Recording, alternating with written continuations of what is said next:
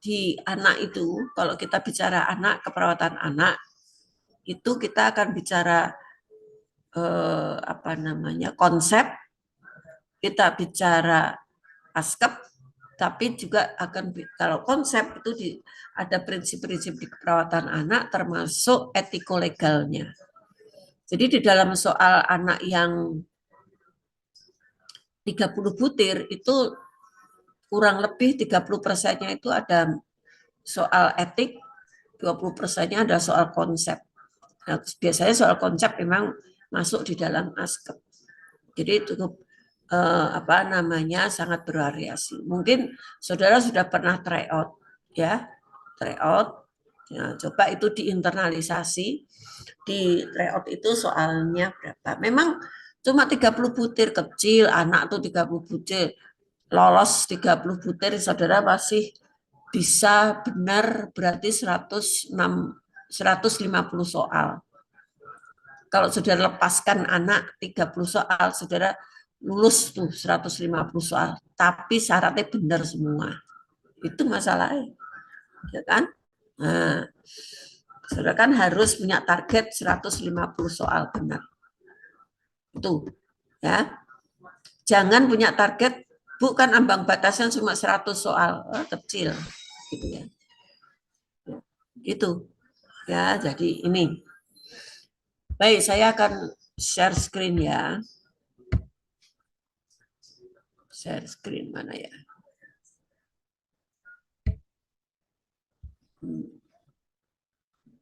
Saya masih UKOM, pembekalan UKOM.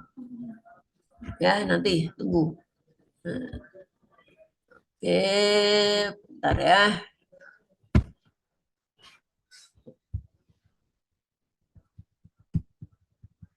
Saya ingin mengingatkan ya ini kalau soal UKOM, karena tadi saya sampaikan kalau keperawatan anak itu variasinya cukup kompleks karena ada konsep dan ada askep. Ini askep saudara sudah paham mana tadi? Nah, saudara sudah memahami askep itu pasti dari pengkajian, ya, kemudian perumusan diagnosis, tahap ketiga adalah perencanaan, di dalamnya ada tujuan dan intervensi, kemudian implementasi dan evaluasi. Tapi ingat bahwa sesuai dengan target kompetensi kita, ya, target kompetensi. Jadi bahwa kalau di D3 itu akan lebih banyak diimplementasi dan evaluasi. Jadi segala prosedur itu harus saudara kuasai. Ya, karena akan bobotnya itu banyak membicarakan implementasi dan evaluasi. Bukan berarti kalau kita bicara implementasi tidak bicara pengkajian, tetap ada pengkajian. Ya, saya nggak mau lagi mendengar ada apa namanya apa ya kemarin itu hematemesis di mata itu wah parah itu namanya ya parah banget gitu. Jadi tetap harus tahu pengkajian, harus tahu istilah-istilah ya saudara nggak bisa memahami kalau kamu nggak tahu istilah. Hematemesis itu artinya apa, hemop itu istilahnya apa ya, kemudian vasodilatasi itu apa, vasokonstriksi. Jadi istilah-istilah medis atau medical terminologi ya itu saudara harus pahami. Kalau sekarang saat ini belum paham, nggak paham, segera buka ya. Saudara sudah berpengalaman menjalani ujian apa tadi askep, tentu banyak pengalaman di sana. Mungkin berbeda ya kalau kalau di KMP gimana, Kak anak bagaimana. Tapi bukan berarti bahwa pengalaman saudara kemarin itulah yang akan terjadi, belum tentu. Karena itu akan muncul di soal-soal di anak. Sebagai contoh kalau di anak kemarin ada sampai suruh belajar ya, bagaimana mengkaji turgor pada bayi, itu ada. itu nanti akan muncul soal-soal seperti itu. Ya, turgor pada bayi caranya gimana? Kemudian cara menghitung tetesan infus atau jumlah cairan pasti akan muncul di soal-soal itu. Ya, karena memang itu apa namanya kompetensi krusial, kompetensi kritis pada anak. Ya, itu di askepnya. Nah, di askep ini saudara harus pahami, saudara harus belajar memahami anatomi, fisiologi, ya. Di sana jangan sampai nanti saya tanya nih, uh, uh, memangnya alveoli ada di mana? Ada di daerah leher. Wah, itu bahaya itu kalau seperti itu, ya. Nah, itu askep. Nah, tadi saya katakan di anak itu tidak hanya askep, tapi harus dikaitkan dengan tumbuh kembang. Dikaitkan. Ya. Jadi kalau saya tanya, misal, kalau nanti ditanya bahwa, oh jumlah atau jumlah, kalau dibilang tulang servikal, kita sudah harus tahu servikal itu di mana jumlahnya berapa. Pada anak itu bagaimana, ya? Jadi kalau kita tumbuh kembang itu sudah jelas kan pasti. Oh minimal sudah menguasai menurut Freud, menurut Erikson. Itu minimal sudah harus paham, ya. Fase usia bayi, toddler, prasekolah, sekolah, sampai usia remaja. Ya, itu tumbuh kembang. Ya, sifat-sifatnya, karakteristiknya itu seperti apa. Nanti akan keluar. Karena apa? Di dalam tumbuh kembang nanti kita tidak hanya mengurutkan apa namanya kelompok-kelompok usia, tapi ini akan berkaitan dengan karakteristik bermain, akan berkaitan dengan jenis permainan. Itu akan muncul di sana. Jadi misalnya kalau mewarnai itu di usia berapa? Mengapa usia seperti itu? Karakteristik sosialnya seperti apa? Itu di sana. Ya, ini. Nah, kemudian prosedur-prosedur yang khas pada anak. Jadi saya katakan bahwa di kompetensi D3 akan menitik beratkan atau persentase terbesar adalah di implementasi. Nah, implementasi ini memang yang prosedur-prosedur khas pada anak. Seperti water tepid sponge, ya, kemudian water tepid sponge itu apa namanya? Waswapnya taruhnya di mana? Ya, di sebelah mana? Di bagian sebelah mana? Berapa lama? Kemudian nebulizer pada anak. Kemudian memberikan minum atau makan lewat OGT atau oral gastric tube. Caranya seperti apa? Ya, itu yang khas-khas pada anak. Kemudian memberikan imunisasi. Imunisasi itu IM apa IC apa SC, berapa cc. Itu akan muncul sana. Ya, memberikan imunisasi, kemudian apa namanya perawatan diaperes atau ruam popok. Nah, itu ada muncul. Jadi kedua hal ini saudara harus padukan, yang gunakan kemampuan saudara berpikir kritis, karena ini tidak bisa dihafal, tapi harus dipahami. Ya, nggak bisa dihafal. Kalau dihafalkan nanti lupa semua. Tapi kalau dipahami, nah itu akan berbeda. Ya, ini di keperawatan anak. Nah, kemudian yang kedua, ini prinsip keperawatan anak. Prinsip keperawatan anak. Dua hal ini. Saudara harus patrikan dalam pemikiran saudara. Yaitu adalah family centered care dan atraumatic care. Family centered care berarti melibatkan keluarga. Ya, anak itu nggak bisa dirawat sendiri. Walaupun itu usia remaja sekalipun, tetap itu melibatkan keluarga. Family centered care. Ya, itu melibatkan. Jadi biasanya soal-soal di anak pasti ada ibu membawa anaknya atau bapak yang mendampingi anaknya. Jadi pasti ada bapak dan ada ibu. atau walinya. Ya, ini family centered care. Kemudian atraumatic care yang berarti bahwa segala tindakan itu apa namanya meminimalkan trauma pada anak. Ya, jadi nanti di sana bagaimana fungsi mainan itu untuk pemberian prosedur pada anak. Itu prinsip pada anak. Jadi ini yang saya fokuskan, saya ingatkan sekali lagi karena soal-soal di anak itu agak kompleks ya. Nah, yang selanjutnya adalah tips ini mengerjakan soal. Sekali lagi soal hukum itu dihafal, jangan dihafal ya. Ya, mana tadi hilang.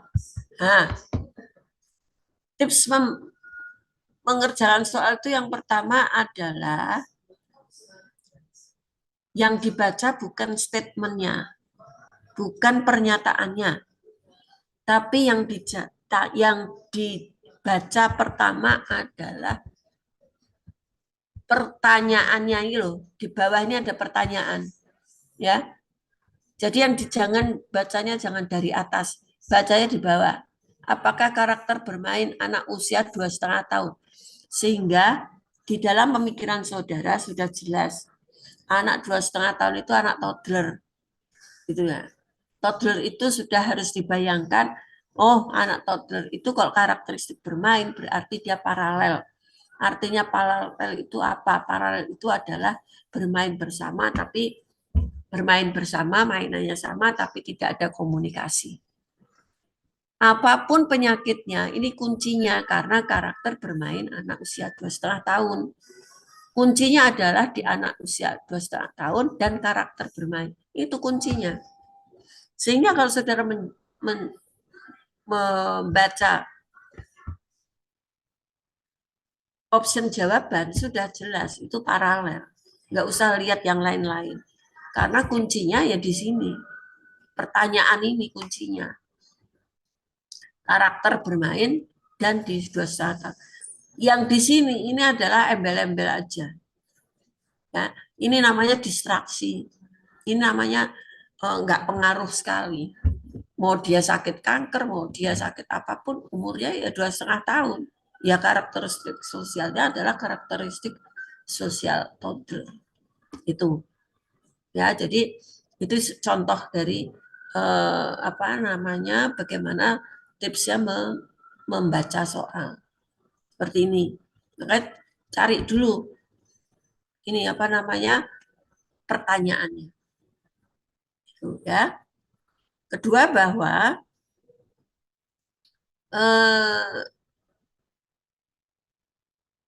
ini tips yang paling penting itu saudara karena saudara ditarget satu soal itu 1 menit, satu soal 1 menit, jadi 180 soal 180 menit alias 3 jam.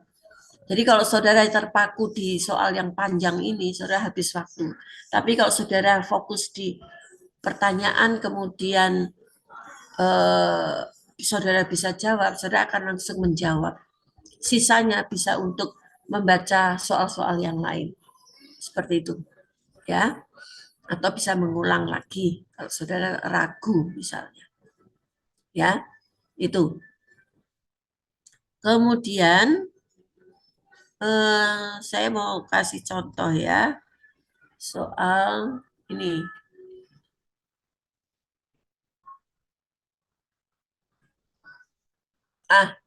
Saya contoh seperti ini.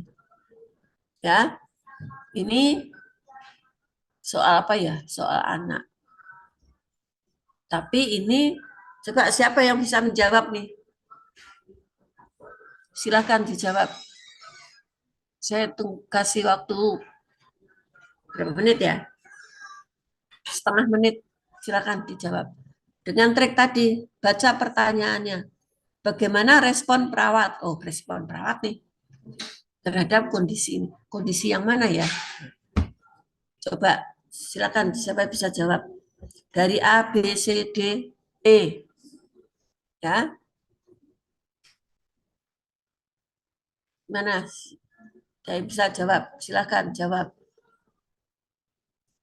Monggo, siapa yang pede menjawab daripada tak tunjuk. Ayo. Halo. Wah, off cam semua.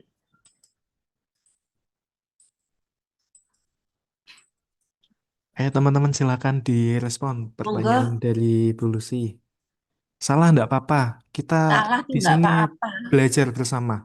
Ya, silakan Ayo, direspon.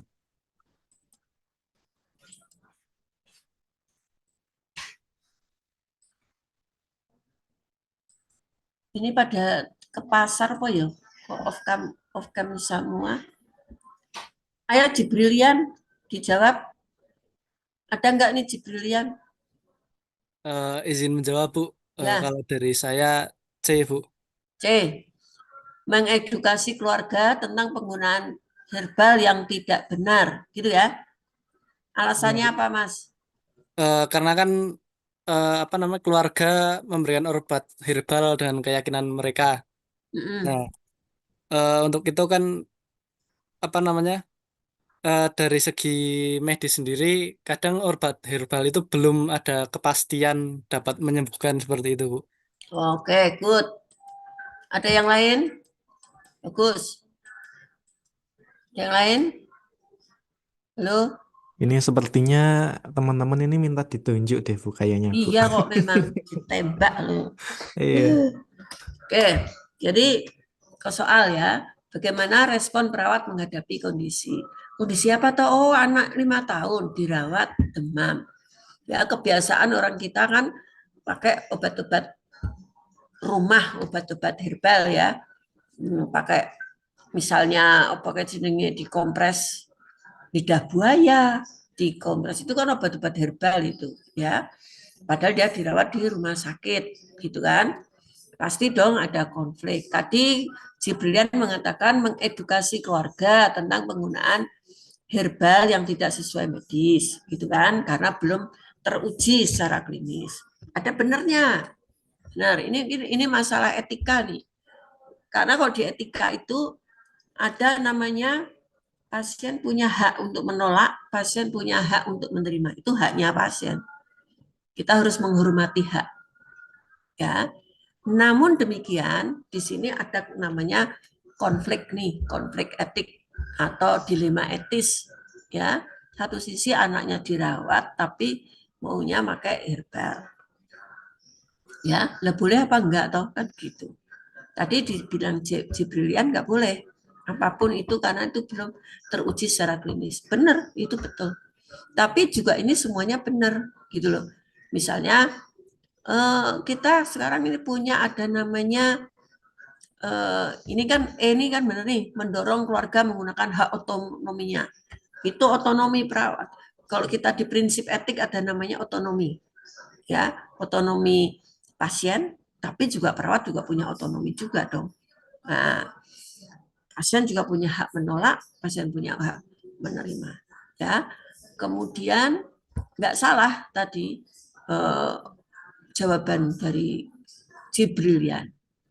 Namun demikian, kalau kita bicara hak otonomi, nanti akan terjadi konflik, ya kan? Nah, pasien punya hak kok, perawat juga punya hak, dokter punya hak, semua punya hak. Maka, gitu kan? Yang tepat adalah ya kita mengakomodasi keluarga. Karena ingat loh ya, kita itu ada namanya biopsikososiokultural budaya, biopsikokultural biopsikososiokultural spiritual, ya boleh sepanjang itu tidak mengganggu medis. Maka ini harus ada istilah mengakomodasi sebagai bagian dari budaya sepanjang itu tidak mengganggu atau bertotak belakang dengan medis. Kalau yang C ini kan sudah straight to the point, tidak benar. Nah sebetulnya itu apa toh herbalnya itu apa? Kan nggak jelas, belum jelas, ya kan? Kan di sini di soal ini nggak jelas, wong herbal doang, nggak tahu apakah dia hanya pemakaian luar, apakah dia harus diminum. Kalau itu hanya pemakaian luar, ya boleh-boleh saja toh, karena itu bagian budaya.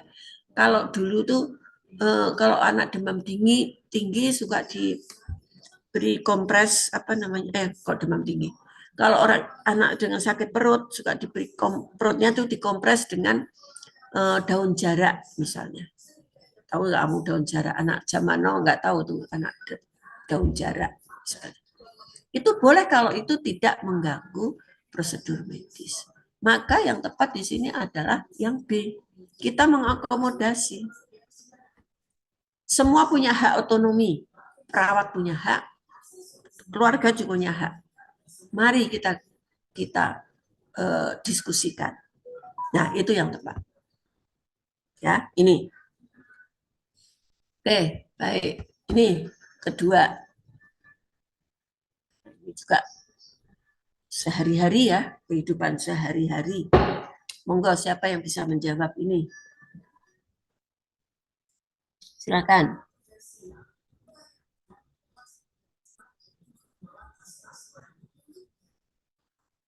Monggo.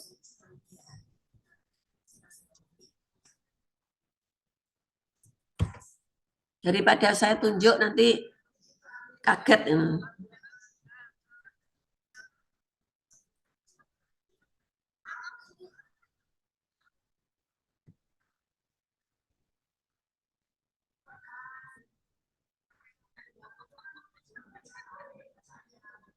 Ayo silakan.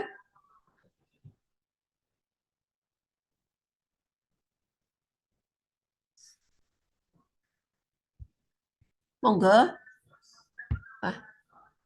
Mana tadi? Sampai lupa saya. Oke. Silakan. Berliana. RR Berliana. Ayo dijawab ini. Silakan. Menurut saya C, Ibu. Apa? Menurutmu apa? Yang keras? Yang C, menganjurkan wajah untuk berdiskusi. Yang C, Wajahmu Ibu. tuh mana toh Berliana? Wajahmu tuh di. Coba tak lihat wajahmu tuh. Mana? Di Berliana. Ada enggak ya? Mana Berliana? Ada, Ibu. Yang C, Ibu, jawabannya. C. Kenapa C? Kenapa C? Karena menurut saya remaja ini kan meminta kerahasiaannya tentang kesehatan seksualnya memerlukan pendekatan yang sensitif dan mendukung gitu, Bu. Jadi harusnya yang dari keluarga. Karena remaja ini, kenapa? Karena remaja ini, mana sih wajahmu toh Mbak? Lah ya Allah. Buka coba kameramu tuh. Mohon maaf, Ibu, sinyalnya kurang bagus. Hah? Kenapa? Kenapa Mbak? Sinyalnya kurang bagus, Ibu. Tenan to ra nggo kudung kamu jadi geger golek kudung. Kenapa C? Yang C karena ini, Bu, mengajarkan remaja untuk berdiskusi dan melibatkan orang tua atau wali. Ini kan Iya, membantu kenapa? remaja mendapatkan dukungan emosional dan secara praktis gitu, Bu. Karena kan ini kan masalahnya sensitif gitu, Bu. Oh ya, good. Jadi ini remaja nih konsultasi di poliklinik. Di prinsip etik itu ada namanya confidentiality, menjaga kerahasiaan. Jaga rahasia nih, itu harus ya. Jadi kalau remaja itu kan sedang peralihan nih, dia sangat sensitif nih, betul. Nah, tapi kan remaja pengen, tolong dong jangan dibocorkan. Saya pengen ini rahasia, namanya remaja kan kamu remaja. Kalian kan remaja juga begitu. Pokoknya nggak boleh orang tahu kan seperti itu ya. Tapi sebagai perawat kita juga harus bijak bahwa sampai umur remaja itu sampai umur 18 tahun ya, itu adalah tanggung jawab orang tua. Ya. Kalau kamu kan udah di atas 18 tahun, berarti udah tanggung jawab ke dirimu sendiri. Ya, kalau 18 tahun itu adalah tanggung jawab orang tua, itu yang harus dipahami. Sehingga apapun keputusan itu harus seizin atau harus melibatkan orang tua atau wali. Maka apapun masalahnya, apakah itu masalah krusial atau masalah yang sangat penting, yang berkaitan dengan kesehatan tentunya, itu kalau si remaja bilang jangan bilang sama orang tua saya misalnya, nggak bisa. Kita perawat harus paham siapa remaja itu. Remaja itu menjadi tanggung jawab orang tua. Walaupun secara etik ya, ada klausul atau prinsip etik itu adalah menjaga kerahasiaan atau confidentiality. Nah, tapi harus lihat, kecuali kalau kita tidak melibatkan keluarga, tapi melibatkan orang lain, ya, nah, itu nggak boleh. Tapi kalau orang tua atau wali masih boleh. Oke, good, terima kasih, ya, ya, nih. Nah, ini juga kasus yang paling sering terjadi, ya. Monggo, kalau saudara udah pernah dinas di ruang anak, yuk silahkan jawab. Silahkan saudara jawab. Daripada nanti tak tunjuk, yuk.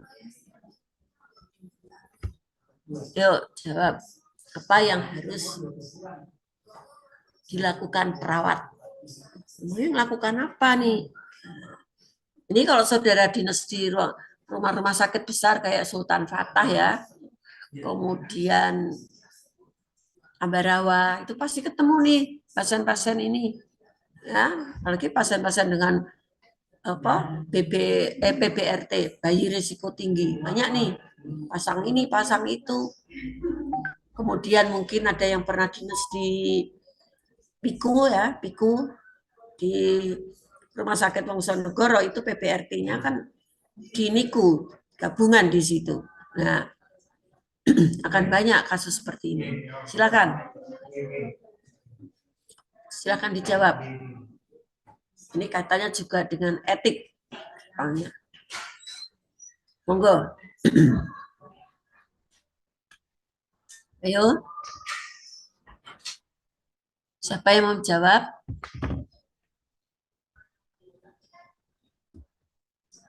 Rizka mana ya? Ada Rizka? Ada Ibu. Silakan jawab.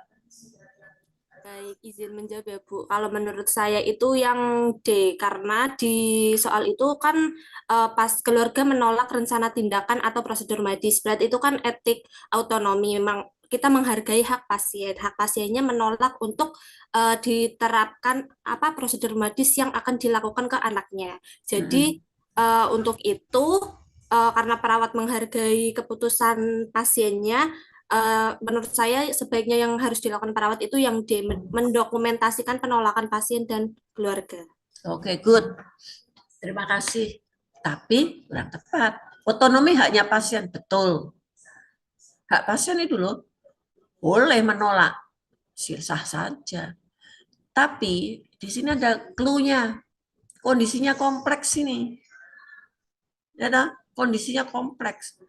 Kalau saya lepas nih, menolak, kira-kira gimana? Memburuk apa enggak? Iya, semakin memburuk. Memburuk. Nah, padahal prinsip etik adalah non-malfeasance. Apa itu non-malfeasance? Tidak memperparah keadaan. Ya enggak? Ya enggak?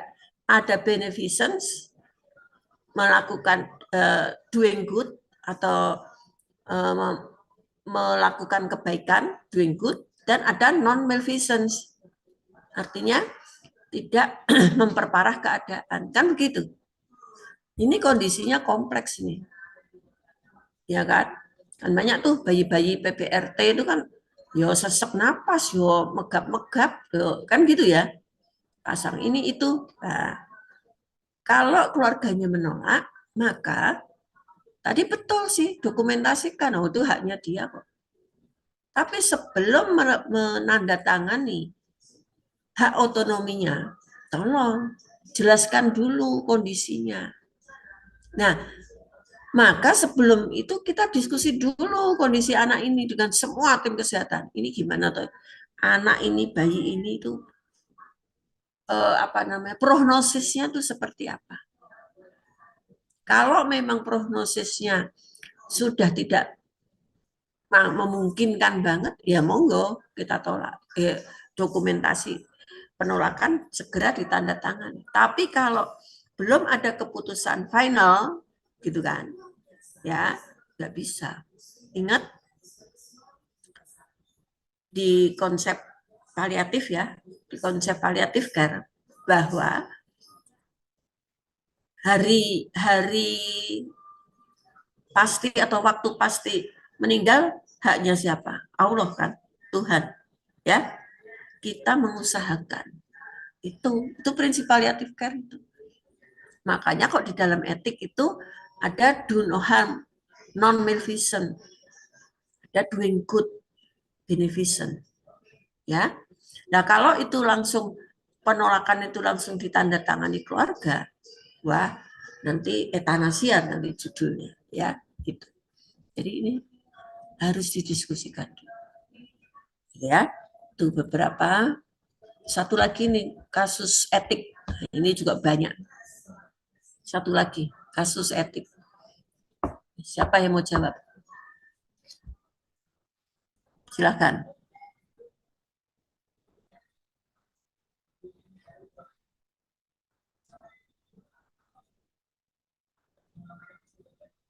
Ini sudah pernah dinas di UGD kan? Nah, pasti ada kasus ini. Silakan. Monggo, siapa yang mau menjawab ini?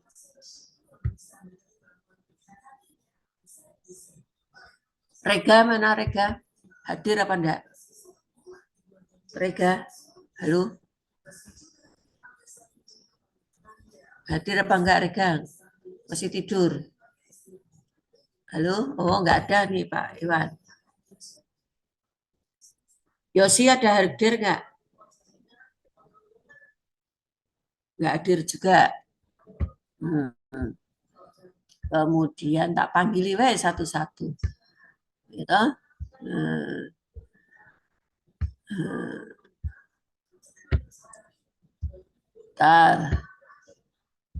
Yang tak panggil yang off kamera, yang off cam.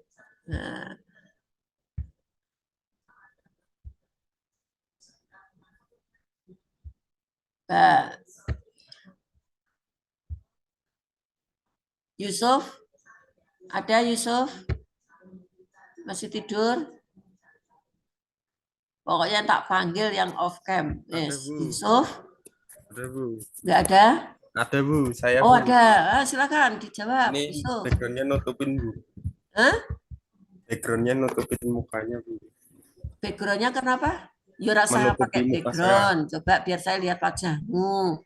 Coba backgroundnya ditutup dulu. Memang kakean alasan panjangan. Gitu. Ayo, Yusuf. Ini dibaca, dijawab. Jawabannya B, tetap memberikan Kamu perawatan. di mana sih kok sok gelap banget nih? Ini di rumah, Bu. Apa di rumahmu ki gelap bener apa cek peteng Emang apa cek kamarnya malam gelap. apa piye? Hah? Emang kamarnya gelap, Bu. Di rumah di dalam kamar, ngono. Ya. Apa jawabannya? Tetap memberikan perawatan. Tetap memberikan perawatan sesuai kondisi pasien. Kenapa alasannya? Kenapa alasannya? Halo? Halo? Saat dibawa ke IGD, Heeh. kejang, Bu. Iya. Jadi harus segera ditangani. biar suaramu kok mendayu-dayu toh. Ya, B. Kenapa B? Karena ini lo life support. Kamu lagi BPJS toh. Ya, BPJS, life support. Ya, artinya penyelamatan pasien. Ya. Ini yang pertama yang harus dikerjakan, asuransi nanti, ya. Namun memang kita harus paham bahwa belum tentu masuk UGD itu langsung dirawat. Belum, tapi semua pasien UGD harus dilakukan tindakan dulu, asuransinya nanti. Ya, itu. Ya, itu. Tuh. Ya, beberapa soal etik yang tentu berkaitan dengan kondisi klinis ya, yang sehari-hari sesuai pengalaman saudara kemarin. Nah, satu lagi saya mau, ini, coba silakan ini di berapa cc yang harus diberikan ke pasien. Silakan, berapa cc? Ngitung, cepat, kudu cepat. Yo, siapa lagi nih? Pokoknya kalau off kamera tak tanya. Yes, Ibu Lucy sambil klik mau ngecek. Yang off kamera harus menjawab. Nah, kalau nggak gitu, nggak jawab. Korindo, kamu gelap sekali wajahmu Rageto. Ayo berapa nih Korindo? Yuk. Berapa Korindo?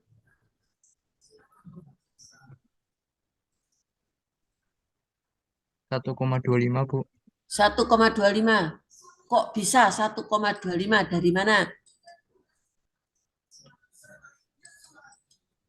Yo, jelaskan sama temanmu kok bisa 1,25 itu dari mana?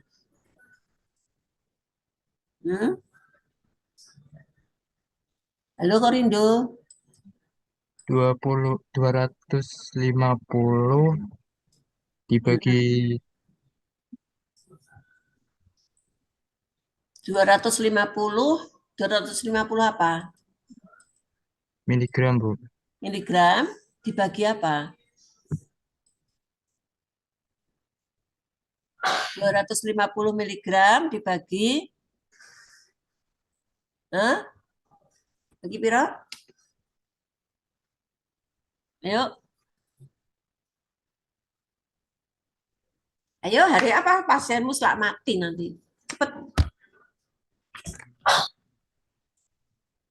Berapa Korindo? Kok bisa 1,25 dari mana? Ceritanya.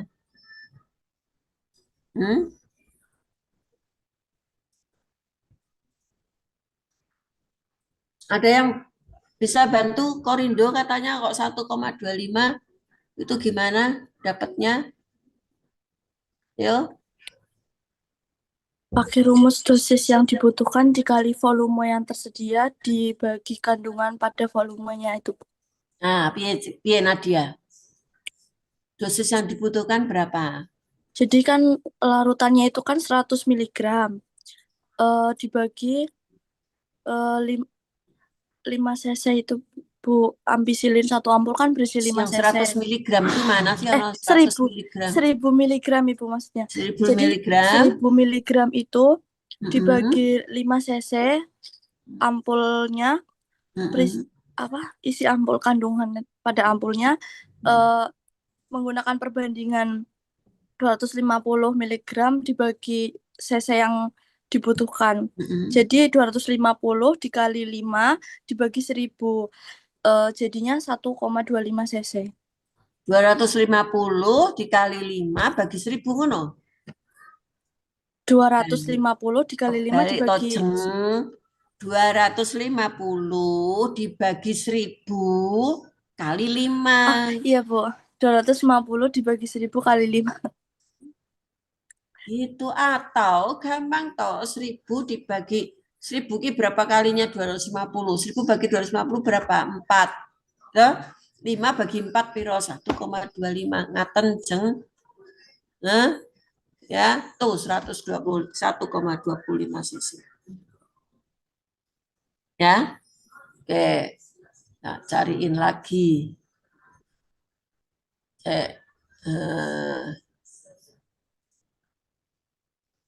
Mana ya?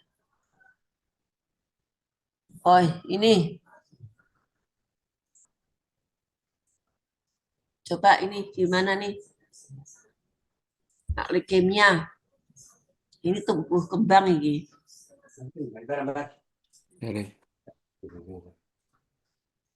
Ayo.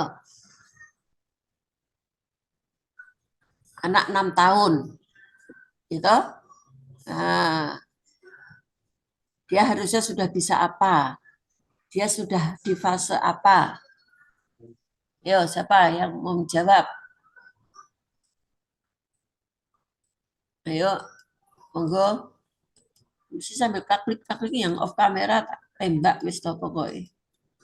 Ayo, monggo. Kamu yang Mas Farhan, kan? Hah? Nanti. Apa Farhan? Yo. Apa jawabannya Farhan? Bisa enggak? Ini loh, yang mana? Yang mana? Ini soalnya. Ini, yang mana?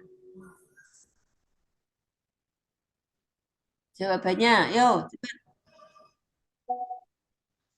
Siapa bisa jawab?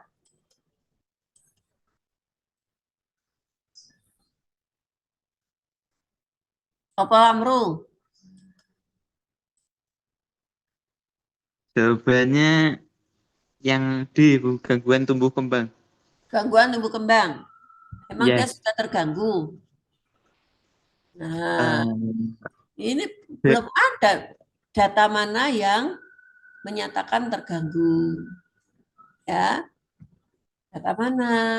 Nggak ada, belum jelas. Maka di sini hanya mengatakan resiko gangguan perkembangan karena datanya belum ada. Resiko itu adalah data di mana masalah itu datanya belum lengkap. Kalau lengkap ada subjektifnya, ada objektifnya, itu sudah itu namanya diagnosis aktual. Kalau belum lengkap namanya diagnosis resiko. Makanya SDKI jangan dihafalkan. SDKI lah iso dihafalkan, ya. Oke. Ada pertanyaan? Ada pertanyaan? Ibu izin bertanya. Siapa? Saya Rizka dari Ya, kelas Rizka. 1. Izin Bu, saya tuh masih susah membedakan antara beneficence dengan non-malefacence. Nah, itu adakah contohnya untuk kita kayak patokan untuk membedakannya gitu loh Bu. Kadang kan di soal tuh kayak mirip-mirip, kayak berbuat baik tapi juga tidak merugikan. Itu gimana ya Bu? Good. Pertanyaan bagus. Beneficence dan non-beneficence kok susah ya Bu beda. Beneficence adalah doing good, berbuat baik. Tadi di soal tadi ada ya, bayi itu kompleks gitu ya, kompleks kan. Dia mungkin pasang alat ini itu, diagnosis macam-macam, ya kan.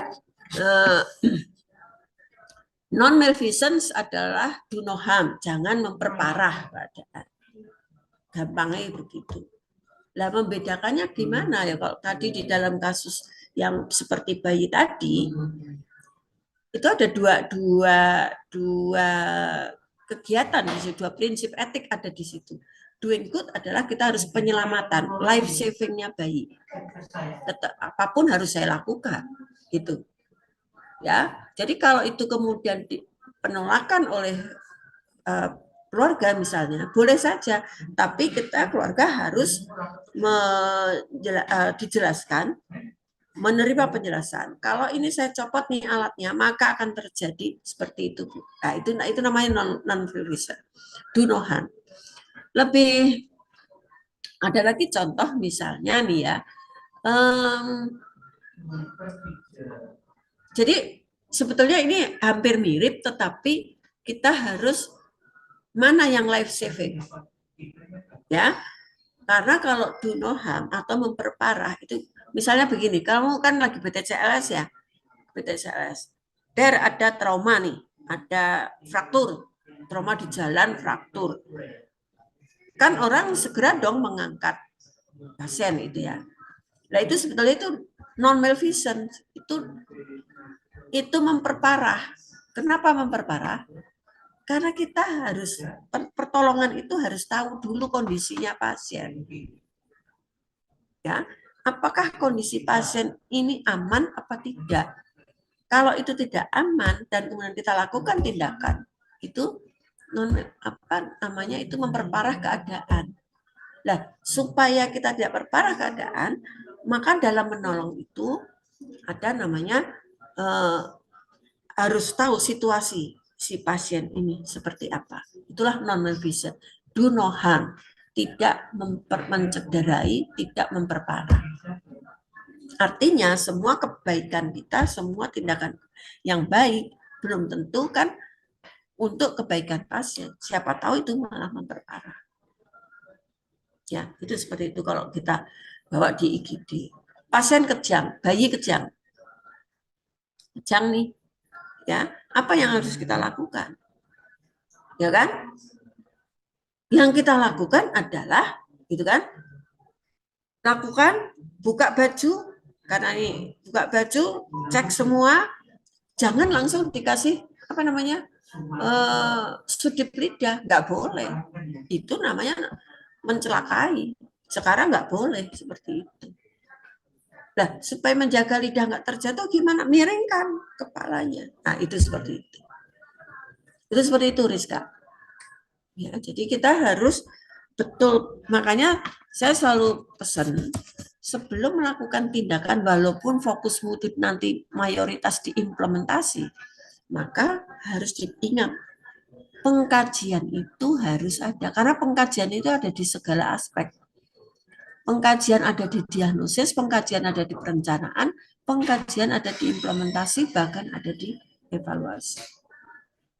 Pada saat kita melakukan implementasi, itu ada pengkajian. Begitu, Rizka. Baik, Bu. Terima kasih.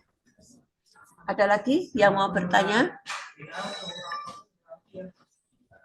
Enggak? Satu pertanyaan lagi kalau ada. Izin Kalau enggak, bertanya. nanti. Ya. Perkenalkan, saya Nur Cahaya Ningtyas, izin Ya. bertanya. Kapan pasien atau anak itu disebut mengalami gangguan perkembangan, gangguan tumbuh kembang, dan gangguan pertumbuhan? Maksudnya data yang seperti apa yang membedakan ketiga gangguan tersebut gitu? Oke. Gangguan perkembangan, gangguan tumbuh kembang, dan gangguan pertumbuhan gitu ya. Nah, bagus pertanyaannya, bagus. Kalau gangguan pertumbuhan jelas ya, kita akan mengacu ke tinggi badan, panjang badan, berat badan, lingkar kepala, itu tumbuh. Yang bisa diukur, dilihat, itu tumbuh. Kita bisa melihat di tumbuh, kalau kita bicara stunting ya, bicara stunting itu gangguan pertumbuhan itu. Kemudian, Bu, tapi kan stunting itu ya tumbuh dan kembang. Ya memang itu ada berkaitannya. Kaitannya bahwa perkembangan dampak dari pertumbuhan. Tapi yang mula-mula itu adalah pertumbuhan. Ya. Jadi bayi ceprol itu yang bisa dilihat adalah tumbuhnya. Berat badannya, panjang badan, lingkar kepala. Pengukuran lingkar kepala harus sampai 2 tahun. Ya kan? Kemudian tinggi badan, berat badan yang semua diukur dengan menggunakan KPSP atau DDSP. Itu tumbuh, itu perkembangan. Kalau tumbuh hanya berat badan, tinggi badan. Antropometri itu tumbuh. Perkembangan itu DDST, KPSP. Emang kan? Nah, perkembangan ada 4 aspek. Perkembangan motorik kasar, motorik halus, perkembangan sosial, personal sosial, dan perkembangan bahasa. Itu perkembangan. Tapi kalau tumbuh, ya tinggi badan, berat badan, Itu aja. Sehingga data itu kayak tadi yang soal tadi, kalau dikatakan gangguan perkembangan itu resiko, ya. Gangguan, kata-kata gangguan, kata-kata kerusakan, kata-kata kelemahan itu adalah diagnosis aktual. Aktual itu apa? Aktual itu here and now, saat ini. Saat ini ada, datanya ada, data subjektif, objektifnya lengkap. Itu aktual. Tapi kalau risiko, data risiko itu datanya nggak lengkap. Datanya tidak lengkap, maka itu adalah diagnosis risiko. Belum terjadi, tapi bisa terjadi kalau tidak dilakukan tindakan. Itu, Mbak. Jadi kalau ada datanya hanya antropometri, itu tumbuh. Kalau datanya adalah tadi 4 hal, personal, sosial, bahasa, motorik kasar, motorik halus, itu perkembangan. Kalau datanya dua-duanya ada, itu kemungkinan pertumbuhan dan perkembangan. Oke? Ya. Nah, paling mudah itu kalau melihat bukan saya ngitung-ngitung set score susah, iya. Gampang. Kalau berat badan paling gampang kan dilihat dari berat badan. Berat badan bayi baru lahir jelas, misalnya 3 kilo BBL, bayi berat lahir. Usia 6 bulan itu beratnya 2 kali berat lahir. Minimal ya, itu berarti 6 kilo. Kalau setahun itu 3 kali berat badan lahir, berarti 9 kilo. Gitu. Emang kan? Nah, atau ada rumus lagi, 8 plus 2N, 8 ditambah 2 kali N-nya itu usia. 8 ditambah 2 kali usia. Itu, Mbak. Kita dulu waktu praktek bawa anak, corak nyatet gitu, Mbak. Gitu? Itu. Ada lagi yang mau ditanya? Izin bertanya, Bu. Ya. Tapi ini di luar UKOM, Bu. Nah, di luar apa? Jadi kan teman saya itu terkena luka bakar. Nah, Ya. terus dibawa ke puskesmas daerahnya. Tapi itu sesampainya di sana, dia mendapatkan perawatan pertama itu diolesi dengan pasta gigi. Nah, di puskesmas di gue. Terus di daerah teman saya, Bu. Ya di mana? Di Garung. Garungin gitu? Wonosobo, Bu. Oh ya ya ya. Terus? Nah, terus kan teman saya kan tahu kalau itu tuh tindakan yang tidak tepat. Terus bilang ke petugas kesehatannya bilang untuk tenang saja. Nah, dari prinsip etik bagaimana yang harus dilakukan jika dalam posisi tersebut, Bu? Terima kasih. Ini kasus nyata tapi aneh dan nyata ya. Kalau ada kasus seperti itu, ini kasus nyata, temenmu luka bakar malah dikasih pasta gigi. Itu kan tidak sesuai SOP ya. Tidak ada SOP-nya itu luka bakar kasih pasta gigi, nggak ada. Hal yang pertama adalah temanmu itu bilang aja sama perawat di sana, ada SOP-nya enggak? Kalau enggak ada, boleh menolak. Jangan, saya enggak mau dikasih pasta gigi. Pasta gigi itu isinya soda ya. Jadi kalau dikasih oles itu ya malah panas tuh soda gitu. Kayaknya dingin tapi panas. Ya itu.